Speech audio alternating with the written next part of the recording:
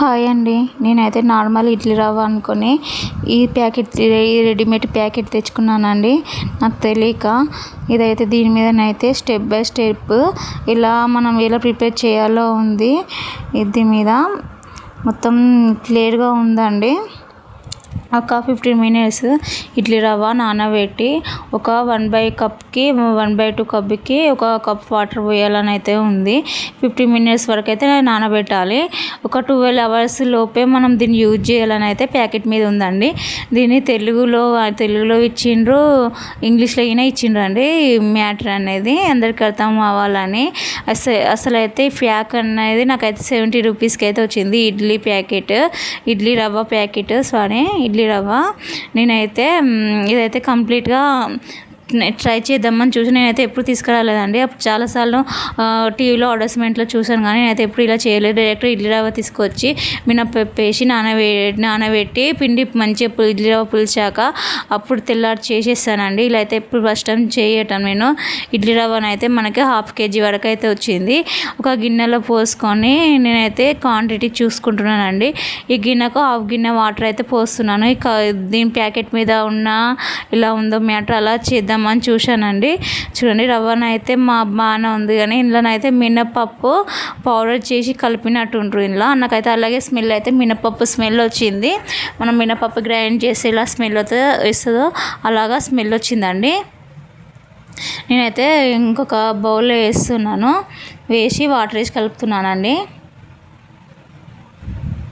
కొన్ని వాటర్ వేసి కలుపుకుంటున్నాను, కానీ నాకైతే ఎక్కువనే అందులో ఉన్నట్టయితే వాటర్ అయితే పట్టలేదు, ఎక్కువనే పట్టినాయి. అందులో మాత్రం ఒక 1/2 కప్పున్నరకు ఒక కప్పు వాటర్ పోయమని ఉంది. నాకైతే ఎక్కువనే పట్టినాయి. అయితే పిండి అయితే నాకైతే చాలా అంటే మనకైతే డైరెక్ట్ మనం చేసుకుంటే బెటరా, ఇలా అయితే నాకైతే చాలా ఇబ్బంది అనిపించింది. ఎందుకంటే మనం కలపడం ఈజీ, అన్నీ ఈజీ. ఇడ్లీలు అయితే అసలు పర్ఫెక్ట్గా అయితే రాలేదండి. ఇడ్లీలు అయితే వేసేస్తున్నాను. చూడండి, ఇడ్లీని కడిగి పెట్టాను. చూడండి, 15 మినిట్స్ నానబెట్టాక ఇలా అయిపోయింది, గట్టిగా అయిపోయింది. వాటర్ అన్నీ పీల్చేసినాయి రవ్వకు. చూడండి, ఇంత గట్టిగా అయిపోయింది. మళ్ళీ కొన్ని వాటర్ పోసి అయితే కలిపేశాను. చూడండి, ఇడ్లీలు అయితే వేసుకుంటున్నాను.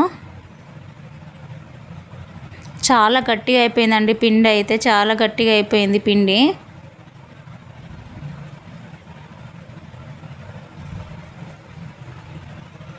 రవ్వ అనేది చాలా గట్టి, ఇడ్లీలు అయితే గట్టిగా వచ్చినాయి.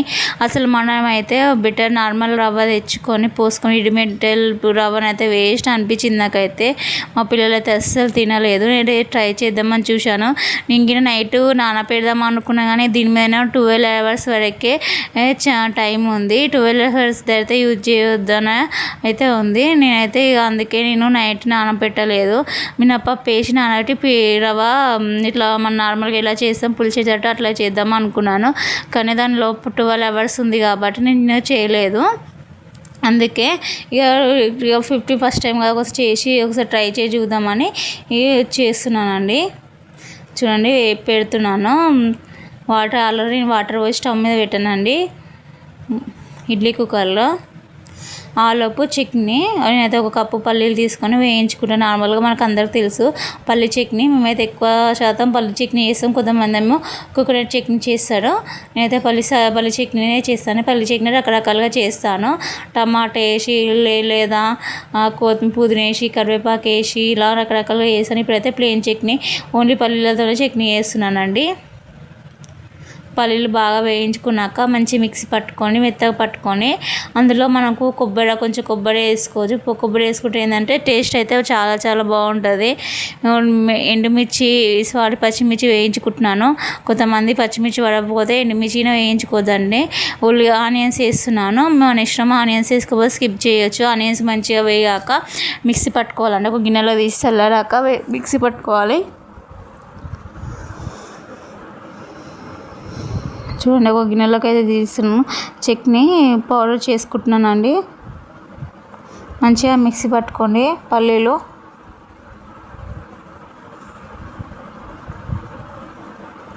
చూడండి ఫస్ట్ పౌడర్ లెక్క పట్టుకొని అందులోనే మనము ఎండుమిర్చి పచ్చిమిర్చి వేసుకున్నాం కదా, పచ్చిమిర్చి ఆనియన్స్ కొంచెం సాల్ట్ వేసి వాటర్ పోసి మళ్ళీ ఒకసారి మెత్త పేస్ట్ లాగా పట్టుకోండి.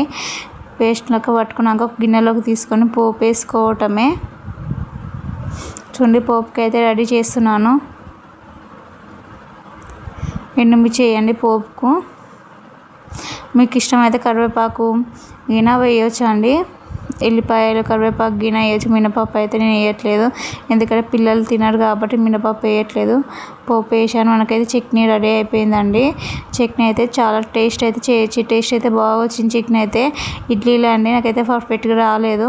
మనము ఇలా తీసుకోవడం కన్నా మనం డైరెక్ట్ మనము నార్మల్గా రవ్వ తీసుకొని నైట్ మినపప్పు ఒక అర్ధ కిలో రవ్వకి ఒక అర్ధపావు అంత మినపప్పు నానబెట్టి దాంట్లో మిక్సీ పట్టి అందులో పోసి మంచి నైట్ అంతా పులుసు పిండి పొద్దున ఇడ్లీలు వేసుకోవచ్చు. అంటే ఇలా వేస్తే ఇడ్లీలు అయితే చాలా అంటే చాలా గట్టిగా వచ్చినాయి.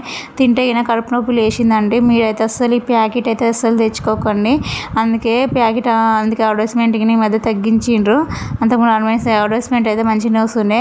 వీడియోలో చూస్తేనే ఇడ్లీలు మనకు మెత్తగా అప్పుడు అనిపిస్తుంది, కానీ అయితే అసలు గట్టిగా అయినాయండి. మీకైతే కొంచెం తెలుసుండొచ్చు, చాలా గట్టిగానే. బాయ్ అండి. నా వీడియో నచ్చితే లైక్ చేయండి.